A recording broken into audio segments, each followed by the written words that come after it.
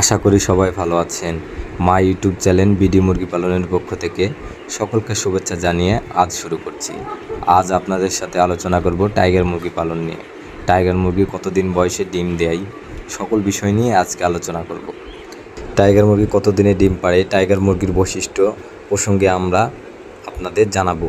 Tiger মুরগি সাধারণত সর্বোচ্চ ওজন মোরগের 7 থেকে 8 কেজি আর মুরগি 3 থেকে 4.5 কেজি হয়ে থাকে। বিক্রির উপযুক্ত হয় সাধারণত মোরগ 1 থেকে 2 মাসে আর মুরগি সাধারণত 1 থেকে 2.5 মাসে। এই মুরগিগুলো খাবার গ্রহণ করে প্রতিদিন 120 থেকে 150 গ্রাম।